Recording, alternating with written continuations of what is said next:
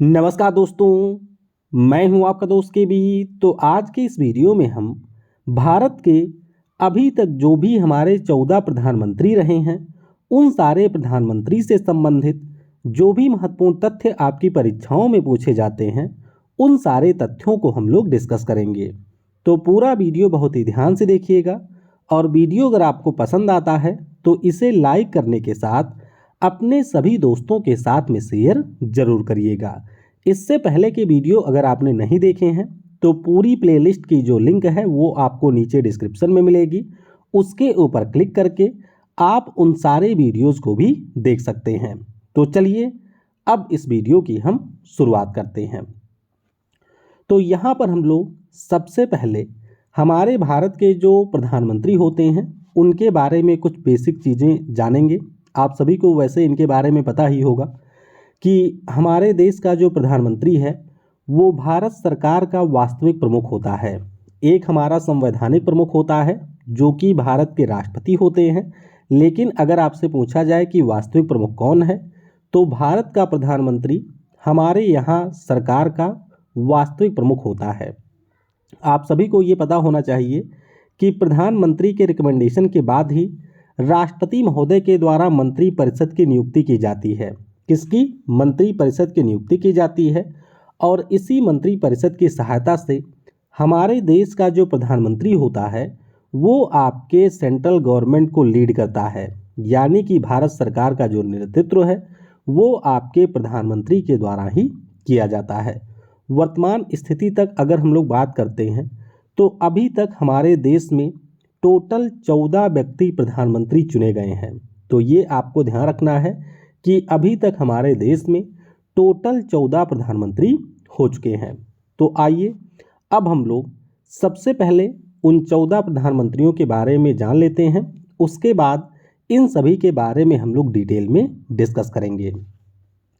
तो हमारे भारत के जो पहले प्रधानमंत्री हैं आप सभी को इनके बारे में पता होगा। नाम इनका है जवाहरलाल नेहरू। 1947 में भारत के ये पहले प्रधानमंत्री बनते हैं और ये 1964 तक भारत के प्रधानमंत्री के पद पर रहते हैं। इनका जब निधन होता है तो उस समय गुलजारी लाल नंदा जी को एक्टिंग प्राइम मिनिस्टर बनाया जाता है। आपको ये जरूर ध्यान रखना है कि हमारे भारत के इतिहास में गुलजारी लाल नंदा जी एकमात्र कार्यवाहक प्रधानमंत्री हैं। 2 बार इन्होंने कार्यवाहक प्रधानमंत्री के तौर पर काम किया है। पहली बार जवाहरलाल नेहरू जी के निधन पर, दूसरी बार लाल बहादुर शास्त्री जी के निधन के बाद। हमारे भारत के दूसरे प्रधानमंत्री हैं लाल बहादुर शास्त्री जी, जो कि 1964 में प्रधानमंत्री बनते हैं और इनका कार्यकाल था 1966 तक। फिर आती हैं हमारी इंदिरा गांधी। तो 1966 से लेकर के 1977 तक सबसे पहली बार ये आपकी प्रधानमंत्री रहती हैं और उसके बाद 1980 से 1984 तक ये भारत की प्रधानमंत्री रहती हैं। इंदिरा गांधी जी के बाद मोरारजी देसाई हमारे भारत के प्रधानमंत्री बनते हैं। आप सभी को ये पता होगा कि 1975 में जब इमरजेंसी लगाई गई थी तो उसके बाद 1977 के चुनाव में जनता पार्टी को यहाँ पर बहुमत मिलता है और एक नई सरकार बनती है। तो इस नई सरकार की तरफ से पीएम बनते हैं मोरारजी देसाई। हालांकि इनका कार्यकाल सिर्फ 2 ही वर्षों का होता है। मोरारजी देसाई के बाद हमारे किसान नेता चौधरी चरण सिंह 1979 में भारत के प्रधानमंत्री बनते हैं। फिर आते हैं राजीव गांधी जी पर। तो इंदिरा गांधी जी की हत्या के बाद 1984 में ये भारत के प्रधानमंत्री बनते हैं और 1989 तक इनका कार्यकाल होता है। राजीव गांधी जी के बाद 1989 का जब चुनाव होता है तो बीपी सिंह यानी कि विश्वनाथ प्रताप सिंह हमारे भारत के नए प्रधानमंत्री बनते हैं। बीपी सिंह के बाद चंद्रशेखर सिंह 1990 से 91 यानी कि 1 साल से कम समय तक ये भारत के पीएम रहते हैं। उसके बाद आता है पीवी नरसिम्हा राव जी का समय। 1991 से लेकर 1996 तक ये भारत के प्रधानमंत्री रहते हैं। उसके बाद अटल बिहारी वाजपेयी जी। तो 1996 में सबसे पहली बार इन्होंने 13 दिन के लिए सरकार बनाई थी और उसके बाद जब 1998 में ये दोबारा बनते हैं, फिर 1999 में लोकसभा का चुनाव होता है और फिर फाइनली ये 5 सालों तक सरकार को चलाते हैं। उसके बाद HD देवगौड़ा साहब, तो जब अटल जी की 13 दिनों की सरकार बनी थी तो उसके बाद HD देवगौड़ा साहब अपनी सरकार बनाते हैं। तो 1996 से लेकर 1997 तक ये भारत के प्रधानमंत्री रहे थे। इसके बाद आते हैं इंदिरा कुमार गुजराल साहब, तो 1997 से लेकर 1998 तक ये हमारे भारत के प्रधानमंत्री रहते हैं। उसके बाद डॉक्टर मनमोहन सिंह जी, इनके बारे में आप सभी को पता होगा कि 2004 से लेकर के 2014 तक, यानी कि टोटल 10 वर्षों तक ये हमारे भारत के प्रधानमंत्री के पद पर रहते हैं। और 2014 में जब भारत एक बार फिर से आज़ाद हुआ तो नरेंद्र मोदी जी हमारे भारत के 14वें प्रधानमंत्री बनते हैं और इस समय वही हमारे भारत के प्रधानमंत्री हैं। तो ये हम लोगों ने एक टाइमलाइन जान ली। अब आइए एक एक करके हमारे प्रधानमंत्री के बारे में थोड़ी बहुत चीज़ें भी हम लोग जान लेते हैं जो कि आपकी परीक्षाओं में अक्सर पूछा जाता है। तो पहले बात करेंगे हमारे नेहरू चाचा की। तो आप सभी को ये पता होना चाहिए कि 15 अगस्त 1947 को जब हमारा भारत देश आज़ाद होता है तो उसके बाद जवाहरलाल नेहरू जी हमारे भारत के पहले प्रधानमंत्री बनते हैं। तो ये आपको ज़रूर ध्यान रखना है कि 15 अगस्त 1947 को नेहरू चाचा हमारे भारत के पहले प्रधानमंत्री बने थे। आपको परीक्षा के दृष्टिकोण से ये भी ध्यान रखना है कि हमारे भारत के प्रधानमंत्रियों के इतिहास में सबसे अधिक दिनों तक इन्होंने PM के तौर पर काम किया है। टोटल 16 साल 286 दिन तक ये आपके प्रधानमंत्री के पद पर रहे थे। कार्यकाल के दौरान ही इनका निधन होता है। तो आपको ये भी ध्यान रखना है कि ऑफिस के पीरियड में ही डेथ जिनका हुआ है, ऐसे ये हमारे भारत के पहले प्रधानमंत्री भी थे, यानी कि कार्यकाल के दौरान ही 27 मई 1964 को इनका निधन हो जाता है। अपने कार्यकाल में इन्होंने एक बहुत ही शानदार काम किया था कि इन्होंने खुद को ही भारत रत्न दे दिया था। तो ये ज़रूर ध्यान रखिएगा कि 1955 में जवाहरलाल नेहरू जी के द्वारा स्वयं को भारत रत्न पुरस्कार से सम्मानित करवाया गया था। तो ये आपको ध्यान रखना है कि भारत रत्न पुरस्कार विजेता है जवाहरलाल नेहरू। तो 27 मई को जब इनका निधन हो जाता है तो उस समय हमारे भारत के एक कार्यवाहक प्रधानमंत्री अपॉइंट किए जाते हैं। नाम इनका है गुलजारी लाल नंदा। तो आपको ये ध्यान रखना है कि लगभग 13 दिनों के लिए गुलजारी लाल नंदा हमारे भारत के पहले कार्यवाहक प्रधानमंत्री बनते हैं। तो 27 मई 1964 से लेकर के 9 जून 1964 तक ये आपके भारत के प्रधानमंत्री रहते हैं कार्यवाहक। उसके बाद शास्त्री जी का निधन जब होता है आपके 1966 में, तो 11 जनवरी से लेकर के 24 जनवरी 1966 तक दूसरी बार ये भारत के कार्यवाहक प्रधानमंत्री बनते हैं। आपको ये जरूर ध्यान रखना है कि दोनों बार इनका कार्यकाल था 13 दिनों का, यानी कि गुलजारी लाल नंदा जी 2 बार हमारे भारत के कार्यवाहक प्रधानमंत्री रहे हैं और दोनों ही टाइम उनका कार्यकाल था मात्र 13 दिनों का। तो गुलजारी लाल नंदा जी की बात हो गई। अब ध्यान रखिएगा कि जवाहरलाल नेहरू जी के बाद हमारे भारत के दूसरे प्रधानमंत्री बनते हैं। नाम इनका है लाल बहादुर शास्त्री। तो 9 जून 1964 को भारत के दूसरे प्रधानमंत्री के तौर पर शपथ लिया था लाल बहादुर शास्त्री जी ने। और आपको ये भी ध्यान रखना है कि जब आपके नेहरू जी प्रधानमंत्री थे तो उस समय लाल बहादुर शास्त्री जी हमारे रेलवे मंत्री भी थे 1952 से 56 तक, और 1961 से 63 तक ये हमारे भारत के गृह मंत्री भी रहे थे।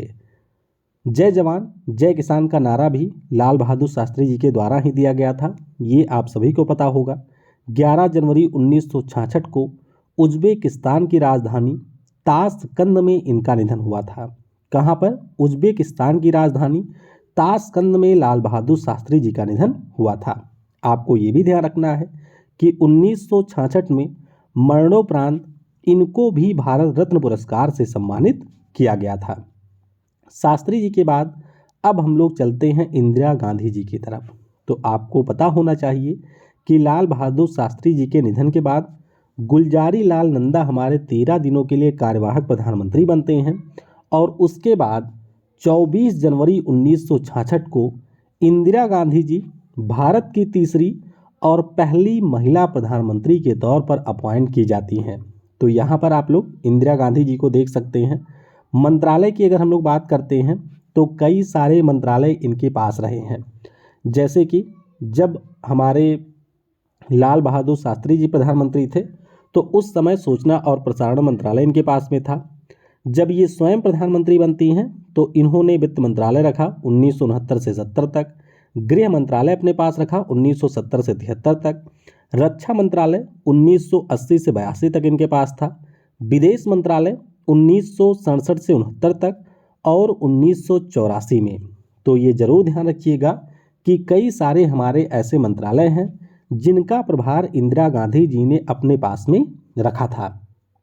आपको ये भी ध्यान रखना है कि अपने पिताजी की तरह इन्होंने भी स्वयं को भारत रत्न पुरस्कार से सम्मानित करवा लिया था। तो मतलब पिता के कह सकते हैं कि कदम पर ये स्वयं चली थी। जैसे पिताजी ने 1955 में स्वयं को दे दिया था, उसी प्रकार से इंदिरा गांधी जी 1971 में स्वयं को भारत रत्न पुरस्कार से सम्मानित करवाती हैं। और आपको ये ध्यान रखना है कि बांग्लादेश की सरकार के द्वारा वर्ष 2011 में बांग्लादेश फ्रीडम ऑनर से इनको सम्मानित किया जाता है।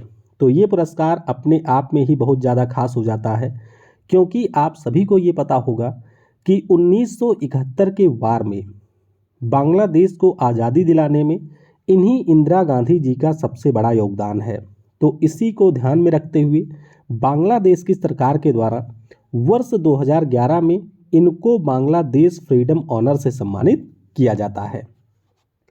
इंदिरा गांधी जी की सरकार समाप्त होती है 1977 में और फिर से एक बार आपके चुनाव होते हैं और इस चुनाव में हमारे जनता पार्टी की तरफ से मोरारजी देसाई भारत के चौथे और पहले गैर कांग्रेसी प्रधानमंत्री के तौर पर चुने जाते हैं। तो ये जरूर ध्यान रखिएगा, मोरारजी देसाई हमारे भारत के पहले गैर कांग्रेसी प्रधानमंत्री थे। और आपको ये भी ध्यान रखना है कि 81 वर्ष की आयु में सबसे अधिक उम्र के ये प्रधानमंत्री बने थे। कब? 24 मार्च 1977 को। और आपको ये भी ध्यान रखना है कि इनका कार्यकाल पूरा नहीं हो पाया था, उससे पहले इन्होंने इस्तीफा दे दिया था। तो ये दोनों पॉइंट ध्यान रखिएगा कि सबसे अधिक आयु में ये हमारे भारत के प्रधानमंत्री बने थे 81 वर्ष की आयु में, और अपने कार्यकाल समाप्त होने के पहले ही इन्होंने पद से इस्तीफा दे दिया था। और इस प्रकार ये भारत के पहले प्रधानमंत्री थे जिन्होंने अपना टेन्योर पूरा नहीं किया था। इनके बारे में एक खास बात ये भी ध्यान रखिएगा कि 1952 से 56 तक ये हमारे बॉम्बे राज्य के मुख्यमंत्री थे। महाराष्ट्र और गुजरात आपके अलग होते हैं 1 मई 1960 को। उससे पहले गुजरात और महाराष्ट्र एक ही राज्य था और नाम इसका था बॉम्बे। तो बॉम्बे राज्य के ये मुख्यमंत्री थे 1952 से 56 तक। कई सारे मंत्रालय भी इनके पास थे, जैसे कि वित्त मंत्रालय भी इन्होंने रखा था, गृह मंत्रालय भी इनके पास थे। 1991 में मोरारजी देसाई को भारत रत्न पुरस्कार से सम्मानित किया जाता है। और महत्वपूर्ण चीज़ आपको ये ध्यान रखना है कि पाकिस्तान की सरकार का जो सर्वोच्च पुरस्कार है निशान-ए-पाकिस्तान, उससे भी इनको 1990 में सम्मानित किया जाता है। तो ये ज़रूर ध्यान रखिएगा कि भारत रत्न इनको मिला था 1991 में और निशान-ए-पाकिस्तान से इनको 1990 में सम्मानित किया गया था। तो मोरारजी देसाई के बाद हमारे अगले प्रधानमंत्री बनते हैं चौधरी चरण सिंह। क्या नाम है? चौधरी चरण सिंह। तो 28 जुलाई 1979 से 14 जनवरी 1980 तक ये हमारे भारत के 5वें प्रधानमंत्री के तौर पर कार्य किए थे। इनके बारे में आपको ये ध्यान रखना है कि उत्तर प्रदेश राज्य के ये 2 बार मुख्यमंत्री रहे थे। तो कई बार परीक्षाओं में ये प्रश्न पूछ लिया जाता है कि कौन से हमारे ऐसे प्रधानमंत्री हैं जो कि मुख्यमंत्री रहे थे। तो ध्यान रखिएगा, चौधरी चरण सिंह जी भी उत्तर प्रदेश राज्य के 2 बार मुख्यमंत्री रहे थे। इनके बारे में एक महत्वपूर्ण तथ्य आपको ये भी ध्यान रखना है कि इन्होंने संसद की कार्यवाही में हिस्सा नहीं लिया था। आप देख सकते हैं कि 28 जुलाई 1979 से 14 जनवरी 1980 तक लगभग 6 महीने से कम समय का इनका कार्यकाल था। तो इन्होंने आपकी संसद की कार्रवाई में हिस्सा नहीं लिया था, यानी कि ये आपके संसद में नहीं गए थे। मंत्रालय की अगर हम लोग बात करते हैं तो जब हमारे मोरारजी देसाई की सरकार थी तो उस समय ये भारत के गृह और वित्त मंत्री भी रहे थे। तो चौधरी चरण सिंह, जिनको आपके किसान नेता के तौर पर जाना जाता है, ये हमारे भारत के 5वें नंबर के प्रधानमंत्री हैं। अब बात करते हैं एक बार फिर से इंदिरा गांधी जी की। तो आपको ये ध्यान रखना है कि 14 जनवरी 1980 को जब 1980 के चुनाव समाप्त होते हैं तो एक बार फिर से ये भारत की प्रधानमंत्री बनती हैं और 31 अक्टूबर 1984 तक ये दूसरी बार भारत के प्रधानमंत्री के तौर पर कार्य करती हैं। आपको ये ध्यान रखना है कि इनके सुरक्षा कर्मियों के द्वारा 31 अक्टूबर 1984 को गोली मारकर इनकी हत्या कर दी जाती है। तो ये ज़रूर ध्यान रखिएगा कि इंदिरा गांधी जी का निधन 31 अक्टूबर 1984 को हुआ था। अब इंदिरा गांधी जी का निधन होता है और उसके बाद एक बार फिर से 1984 में चुनाव होते हैं और एक बम्पर मेजॉरिटी के साथ में राजीव गांधी बन जाते हैं भारत के अगले प्रधानमंत्री। तो ध्यान रखेंगे 31 अक्टूबर 1984 से 2 दिसंबर 1989 तक राजीव गांधी जी ने भारत के छठे प्रधानमंत्री के तौर पर कार्य किया था। इनके बारे में महत्वपूर्ण तथ्य आपको ये ध्यान रखना है कि जैसे मोरारजी देसाई हमारे देश के सबसे अधिक उम्र में पीएम बने थे, उसी प्रकार से राजीव गांधी जी मात्र 40 वर्ष की आयु में हमारे देश के सबसे युवा प्रधानमंत्री के तौर पर चुने गए थे। 21 मई 1991 को इनका निधन होता है और आपको ये ध्यान रखना है कि 1991 में ही इनको भारत रत्न पुरस्कार से सम्मानित किया जाता है। तो 89 तक हमारे पीएम थे राजीव गांधी। 89 में आपके लोकसभा के चुनाव होते हैं और उस चुनाव के बाद विश्वनाथ प्रताप सिंह यानी कि बीपी सिंह हमारे भारत के 7वें प्रधानमंत्री बनते हैं। तो ये ज़रूर ध्यान रखेंगे कि 2 दिसंबर 1989 को विश्वनाथ प्रताप सिंह या फिर बीपी सिंह हमारे भारत के 7वें प्रधानमंत्री चुने जाते हैं। इनकी पार्टी का नाम था जनता दल। क्या नाम था? जनता दल नाम से इन्होंने एक नई पार्टी बनाई थी और कांग्रेस से अलग, मतलब जनता पार्टी से ये अलग होकर के बनाए थे।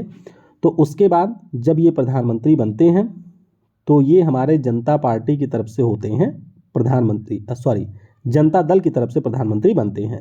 1980 से 1982 तक ये आपके उत्तर प्रदेश के मुख्यमंत्री भी रहे थे। मंत्रालय की अगर हम लोग बात करते हैं तो राजीव गांधी जी की सरकार में 1984 से 87 तक ये भारत के फाइनेंस मिनिस्टर थे और जब ये आपके प्रधानमंत्री बने थे तो उस समय रक्षा और विदेश मंत्रालय का प्रभार भी इन्होंने अपने पास ही रखा था। आपको ये भी ध्यान रखना है कि ये हमारे मांडा से थे, मांडा नरेश थे। तो शाही परिवार से भारत के एकमात्र प्रधानमंत्री रहे हैं। नाम इनका है विश्वनाथ प्रताप सिंह। तो इनका नाम आप लोग ध्यान रखेंगे। उसके बाद में इनकी जो सरकार है वो गिर जाती है और भारत के नए प्रधानमंत्री बनते हैं। नाम इनका है चंद्रशेखर सिंह। तो 10 नवंबर 1990 को भारत के 8वें प्रधानमंत्री के तौर पर चंद्रशेखर सिंह जी यहाँ पर चुने जाते हैं। तो इनका भी कार्यकाल बहुत बड़ा नहीं होता है। आपको ध्यान रखना है कि इनके खिलाफ नो कॉन्फिडेंस मोशन आता है, जिसे हम लोग अविश्वास प्रस्ताव कहते हैं, जिसमें जो लीडर होते हैं उनको अपनी मेजॉरिटी को सिद्ध करना होता है। मेजॉरिटी अगर वो प्रूव नहीं कर पाते हैं तो उस स्थिति में उनको देना पड़ता है इस्तीफा। तो आपको ये ध्यान रखना है कि हमारे भारत के पहले प्रधानमंत्री हैं चंद्रशेखर सिंह जी, जिनको नो कॉन्फिडेंस मोशन यानी कि अविश्वास प्रस्ताव के बाद में इस्तीफा देना पड़ा था। अब चलते हैं 1991 में। तो 1991 में एक बार फिर से आपके लोकसभा के चुनाव होते हैं। कांग्रेस पार्टी को यहाँ पर अच्छी खासी मात्रा में वोट प्राप्त होते हैं और पीवी नरसिम्हा राव 21 जून 1991 को भारत के 9वें प्रधानमंत्री के पद पर शपथ लेते हैं। आपको ये भी ध्यान रखना है कि पीवी नरसिम्हा राव आंध्र प्रदेश राज्य के चौथे मुख्यमंत्री थे। कौन से? आंध्र प्रदेश राज्य के ये चौथे नंबर के मुख्यमंत्री रहे थे। इनके बारे में आपको ये भी ध्यान रखना है कि दक्षिण भारत के राज्यों से ये हमारे भारत के पहले प्रधानमंत्री बने थे। आपको ये ध्यान रखना है कि राजीव गांधी और इंदिरा गांधी जी की सरकार में पीवी नरसिम्हा राव विदेश और गृह मंत्री रहे थे, यानी कि इन्होंने प्रधानमंत्री पद पर पहुंचने से पहले भारत के विदेश मंत्री और गृह मंत्री के तौर पर भी कार्य किया था। तो पीवी नरसिम्हा राव कार्यकाल इनका समाप्त होता है 1996 को, और उसके बाद फिर होते हैं लोकसभा के चुनाव। तो सबसे बड़ी पार्टी बनती है आपकी बीजेपी, यानी कि भारतीय जनता पार्टी। तो उस हिसाब से अटल बिहारी वाजपेयी जी पहली बार भारत के प्रधानमंत्री पद के तौर पर शपथ लेते हैं, और इस प्रकार से 16 मई 1996 को ये आपके 10वें प्रधानमंत्री के पद की शपथ लेते हैं। हालांकि इनको राष्ट्रपति के द्वारा जब आपके बहुमत को सिद्ध करने का समय दिया जाता है तो उस समय इनके पास बहुमत नहीं होता है, और उससे पहले ही इनके द्वारा इस्तीफा दे दिया जाता है। तो ध्यान रखिएगा, मात्र 13 दिनों का सबसे छोटा कार्यकाल था अटल बिहारी वाजपेयी जी का। आपको ये भी ध्यान रखना है कि जब 1977 में जनता पार्टी वाली सरकार बनी थी, यानी कि मोरारजी देसाई वाली सरकार बनी थी, तो उस समय इन्होंने भारत के विदेश मंत्री के तौर पर भी काम किया था। आपको ये भी ध्यान रखना है कि 6 अप्रैल 1980 को इन्हीं के द्वारा लाल कृष्ण आडवाणी जी के साथ मिलकर भारतीय जनता पार्टी की स्थापना की गई थी, जिसके नेता आपके नरेंद्र मोदी जी हैं। फिर हम लोग बात करें आगे, तो आपको ध्यान रखना है कि 19 मार्च 1998 को ये भारत की दूसरी बार प्रधानमंत्री की पद की शपथ लेते हैं, और 1999 में जब आपके लोकसभा के चुनाव संपन्न होते हैं तो उसके बाद ये तीसरी बार भारत के प्रधानमंत्री के पद पर शपथ लेते हैं। तो अटल बिहारी वाजपेयी जी की अगर हम लोग बात करते हैं तो ये पहले ऐसे नेता हैं जो कि कांग्रेस पार्टी से नहीं थे, और इन्होंने प्रधानमंत्री के तौर पर अपने 5 वर्षों का कार्यकाल पूरा किया था। तो ये जरूर ध्यान रखिएगा कि इससे पहले कई हमारे प्रधानमंत्री रहे जिन्होंने 5 वर्षों का कार्यकाल पूरा किया था, लेकिन अटल बिहारी वाजपेयी जी पहले ऐसे गैर कांग्रेसी नेता थे जिन्होंने अपने 5 वर्षों का कार्यकाल पूरा किया था। वर्ष 2015 में इनको भारत रत्न पुरस्कार से सम्मानित किया जाता है, और सबसे महत्वपूर्ण बात यह है कि 1992 में जब कांग्रेस पार्टी की सरकार थी तो उस समय इनको पद्म विभूषण पुरस्कार से सम्मानित किया गया था। तो ये अचीवमेंट ही होती है कि किसी दूसरी पार्टी का नेता किसी दूसरी पार्टी के कार्यकाल में कोई पुरस्कार प्राप्त करे। तो ये ध्यान रखिएगा कि अटल बिहारी वाजपेयी जी को पद्म विभूषण और भारत रत्न इन दोनों पुरस्कारों से सम्मानित किया जा चुका है। फिर बात करते हैं एच.डी. देवगौड़ा जी की। तो इनके बारे में भी ध्यान रखिएगा कि ये भी हमारे जनता दल से थे, यानी कि बीपी सिंह वाले पार्टी से थे। 1996 में जब अटल बिहारी वाजपेयी जी की मात्र 13 दिनों की सरकार बनती है और जब ये सरकार गिर जाती है तो उसके बाद 1 जून 1996 को एच.डी. देवगौड़ा साहब भारत के 11वें प्रधानमंत्री बनते हैं। आपको ये भी ध्यान रखना है कि देवगौड़ा साहब उस समय आपके कर्नाटक राज्य के मुख्यमंत्री भी थे। भारत के गृह मंत्री के तौर पर भी इन्होंने काम किया था, और इस समय ये आपके जीवित प्रधानमंत्रियों में से एक हैं, और कर्नाटक राज्य से राज्यसभा के मेंबर भी हैं। एज इनकी 89 है, ये भी ध्यान रखिएगा, और इस समय भी ये हमारे राज्यसभा के मेंबर हैं। एच.डी. देवगौड़ा जी के बाद इंदर कुमार गुजराल 21 मई 1997 को भारत के 12वें प्रधानमंत्री के पद की शपथ लेते हैं। इनके बारे में भी ध्यान रखिएगा कि ये भी हमारे जनता दल से ही थे, यानी कि बीपी सिंह वाली पार्टी ही से ही थे, और भारत के 12वें प्रधानमंत्री के तौर पर ये आपके अपॉइंट किए जाते हैं। इन्होंने भारत के वित्त मंत्री और विदेश मंत्री के तौर पर भी काम किया था। इंदर कुमार गुजराल के बाद अब बात करेंगे डॉक्टर मनमोहन सिंह जी की। तो 2004 में जब आपके लोकसभा के चुनाव होते हैं तो उस चुनाव के बाद हमारे डॉक्टर मनमोहन सिंह जी 22 मई 2004 को भारत के 13वें प्रधानमंत्री के पद पर शपथ लेते हैं। आपको ये भी ध्यान रखना है कि डॉक्टर मनमोहन सिंह जी हमारे भारत के पहले सिख प्रधानमंत्री हैं।